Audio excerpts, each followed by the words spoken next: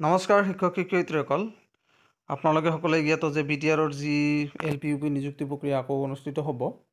তাৰ কাৰণে যিটো SIU এপ্ৰুভেলৰ কাৰণে পঠিয়াইছিল LP আৰু ME স্কুলৰ যিটো আৰ্টছ আৰু ছায়েন্স ME স্কুলৰ আৰু LP স্কুলৰ যিটো এছিষ্টেণ্ট টিচাৰ, তাৰ কাৰণে BTC এৰিয়াত যি ভেকেঞ্চি ওলাব বুলি কৈছিল, সেই ভেকেঞ্চি 24-25 চনতে তেওঁলোকে কৈছিল 667টা মানে 667 এইকেইটা পোষ্ট আছিল LP আৰু UPৰ। LPৰ আছিল 439টা আৰু MEৰ আছিল 222টা।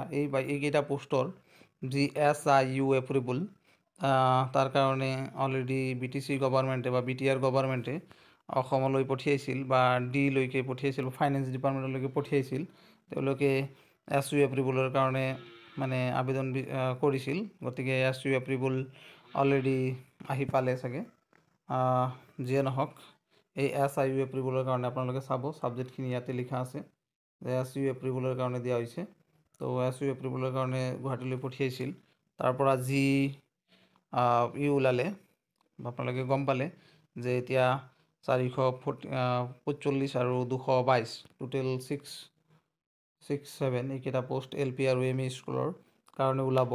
মই অলৰেডি আগতে কৈছোঁ, আপোনালোকে গোটেইখিনি বস্তু ইয়াতে চাব পাৰিছে। এইখিনি বস্তু মই অলপ জুম কৰি দিওঁ। ইয়াতে LPৰ কাৰণে আছে 445টা পোষ্ট আৰু MEৰ কাৰণে আছে 222টা। ইয়াতে ME স্কুলৰ কাৰণে আৰ্টছ আৰু লেংগুৱেজ টিচাৰ যিবিলাক আছে, হিন্দী, মণিপুৰী, বড়ো যি আছে, সেইকেইটা টিচাৰৰ কাৰণে হ'ব। LPত বড়ো মিডিয়াম, আছামিছ মিডিয়াম, MEতো বড়ো মিডিয়াম, আছামিছ মিডিয়াম দুটা ভাগত ভাগ কৰা হ'ব। গতিকে এইখিনি পোষ্টৰ কাৰণে যিটো দিয়া হৈছিল, সেইটো দিয়া হৈছিল কিমান তাৰিখে, আপোনালোকে এটা ডেটটো চাব পাৰিব। 31 ডিচেম্বৰ 2024 তাৰিখে এইটো পঠাইছিল অসমৰ মানে ফাইনেন্স ডিপাৰ্টমেণ্টলৈ।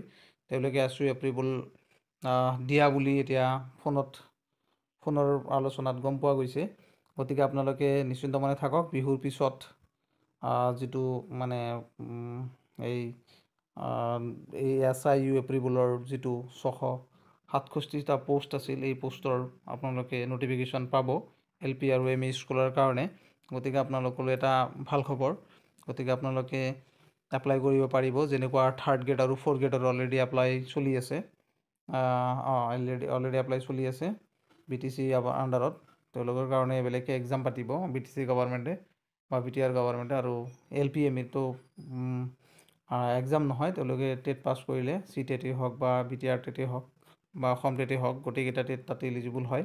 গতিকে সেইকেইটা টেটৰ চাৰ্টিফিকেট যাৰ মাৰ্কছ স্ক'ৰ কৰি থৈছে বহুত ভালকৈ, বা CTET আকৌ 2বাৰ হৈছে, গতিকে ভাল ৰিজাল্ট কৰিছে, তেতিয়াহ'লে সেই চাকৰি পাবলৈ সক্ষম হ'ব।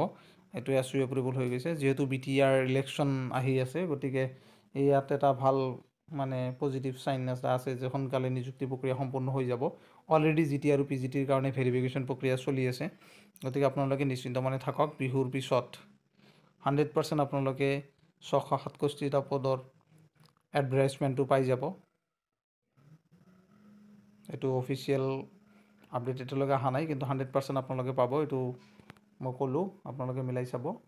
667টা পোষ্ট, এই পোষ্টৰ কাৰণে বহুতেই বাট চাই আছে যে তেওঁলোকৰ জীৱনলৈ এটা আশা আহিব। এইখিনি আছিল ভিডিঅ'টোত। আপোনালোকে 100% আশা ৰাখক যে বিহুৰ পিছত আপোনালোকে ন'টিফিকেশ্যন পাব LP আৰু MEৰ। ধন্যবাদ সকলোলৈকে। লাইক, কমেণ্ট আৰু শ্বেয়াৰটো কৰি দিব। ধন্যবাদ সকলোলৈকে, ধন্যবাদ।